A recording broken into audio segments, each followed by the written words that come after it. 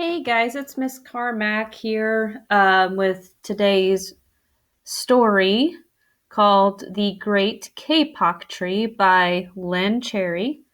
It's a tale about the Amazon rainforest. So before we begin, I want to take a moment to explain to you why the Amazon rainforest is so important to our planet. So that's necessary information for you to know before we read this.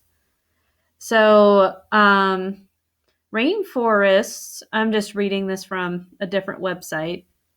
The rainforest is often called the lungs of the planet. So, obviously, we need lungs to breathe. So, basically, they are so important that they are called the lungs of the planet. And it's because they absorb carbon dioxide, which is a greenhouse gas, and they also produce quite a bit of oxygen, which obviously we all depend on to survive. Rainforests also stabilize climates, and they house a lot of plants and wildlife.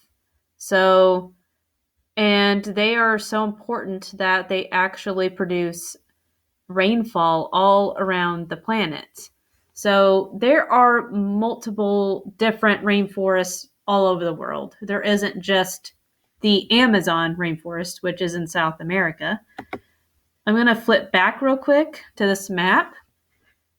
So if you look, the yellow tells us that this was the original extent of rainforests. They used to be all over the world, all over Asia, Europe, Africa, everywhere. The green is what we have today. So that's how much rainforests have shrunk over the past several years, which is not good. They're disappearing because we keep cutting down the trees. So, of course, when we cut down trees, that means we also get rid of lots of ecosystems where different animals live. And that's why they're disappearing. So, over here, it just tells us that the Amazon rainforest is always hot. And in that heat, everything grows and grows and grows. The tops of the trees in the rainforest are called the canopy. That's important because that'll be mentioned in the story. The canopy is a sunny place that touches the sky. The animals that live there like lots of light. Colorful parrots fly from tree to tree. Monkeys leap from branch to branch. And the bottom of the rainforest is called the understory. The animals that live in the understory like darkness. There, silent snakes curl around hanging vines. Graceful jaguars watch and wait. And in this steamy environment, the great kapok tree shoots up through the forest and emerges above the canopy. So the trees aren't literally touching the sky.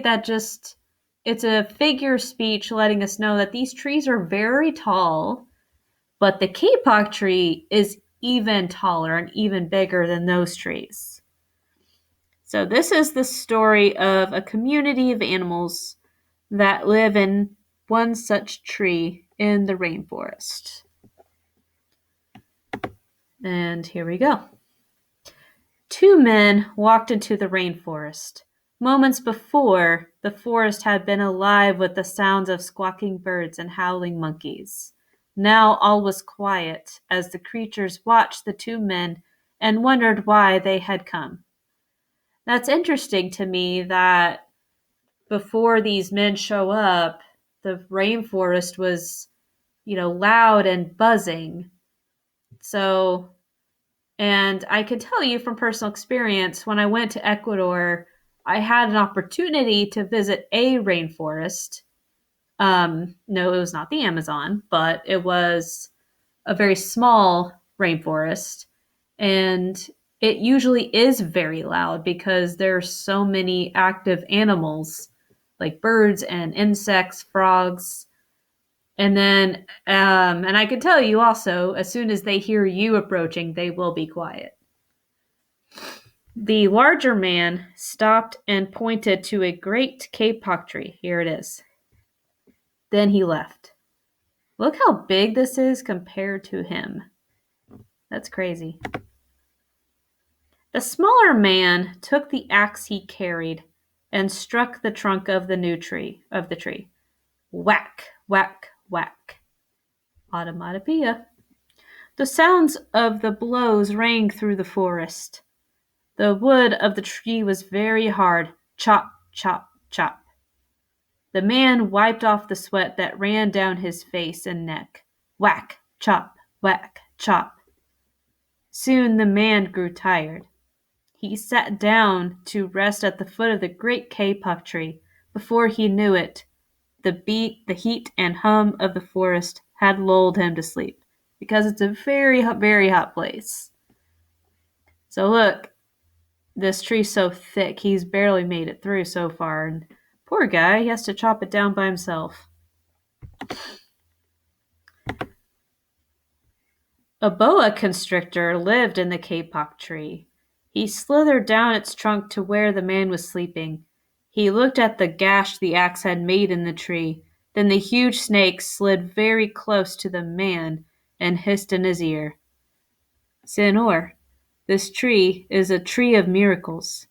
It is my home, where generations of my ancestors have lived. Do not chop it down. There's the snake.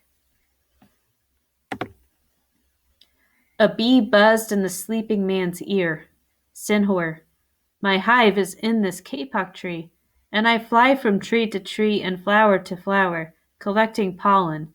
In this way, I pollinate the trees and flowers throughout the rain forest. You see, all living things depend on one another. So the bee already has revealed a very common theme that we're going to see throughout this book. These animals are trying to tell him why that he should not chop down this tree. A troop of monkeys scampered down from the canopy of the kapok tree. They chattered to the sleeping man. Senhor, we have seen the ways of man. You chop down one tree, then come back for another and another, which is exactly what's been happening. The roots of these great trees will wither and die, and there will be nothing left to hold the earth in place. When the heavy rains come, the soil will be washed away, and the forest will become a desert. So you see, that's why it's so important that we don't keep cutting down these trees. A toucan, a macaw, and a cock of the rock flew down from the canopy. Senor, squawked the toucan, you must not cut down this tree. We have flown over the rainforest and seen what happens once you begin to chop down the trees. Many people settle on the land. They set fires to clear the underbrush, and soon the forest disappears. Where once there was life and beauty, only black and smoldering ruins remain. A bright and small tree frog crawled along the edge of a leaf. In a squeaky voice, he piped in the man's ear. Senor, a ruined rainforest means ruined lives. Many ruined lives. You will leave many of us homeless if you chop down this great kapok tree. A jaguar had been sleeping along a branch in the middle of the tree. Because his spotted coat blended into the dappled light and shadows of the understory, no one had noticed him. Now he leapt down and padded silently over to the sleeping man. He growled in his ear, Senor, the kapok tree is home to many birds and animals. If you cut it down, where will I find my dinner? It's a beautiful cat, huh? Several anteaters climbed down the kapok tree with their young clinging to their backs. The unstriped anteater said to the sleeping man, Senor, you are chopping down this tree with no thought for the future, and surely you know that what happens tomorrow depends upon what you do today. The big man tells you to chop down a beautiful tree. He does not think of his own children, who tomorrow must live in a world without trees. So here, this is a great example of cause and effect. That's what these anteaters are talking about. See, what we do today will cause effects down the road, not necessarily right away, but we will feel the consequences eventually. A three-toed sloth had begun climbing down from the canopy when the men first appeared. Only now did she reach the ground. Plodding ever so slowly over to the sleeping man, she spoke in her deep and lazy voice. Senor, how much is beauty worth?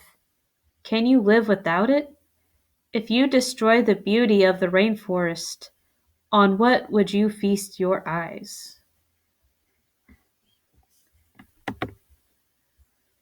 A child from the Yanomamo tribe who lived in the rainforest knelt over the sleeping man. He murmured in his ear, Senhor, when you awake, please look upon us all with new eyes.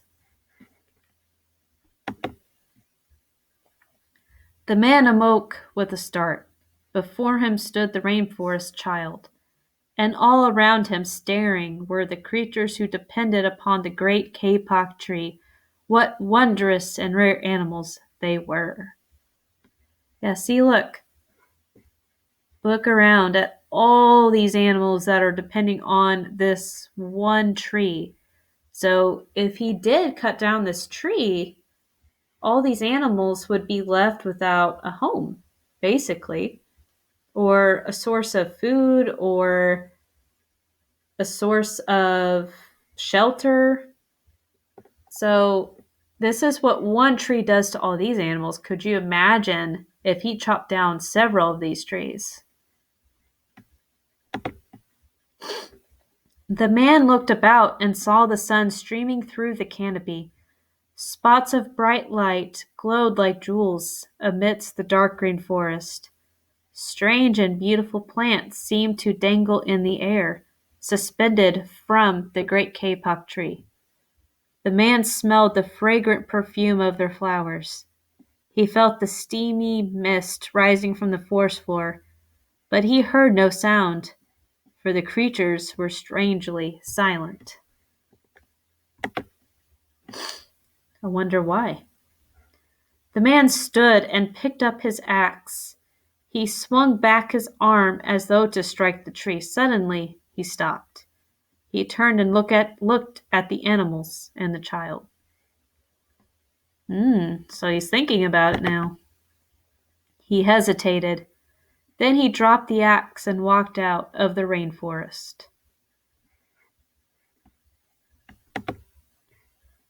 And that is the end of the story.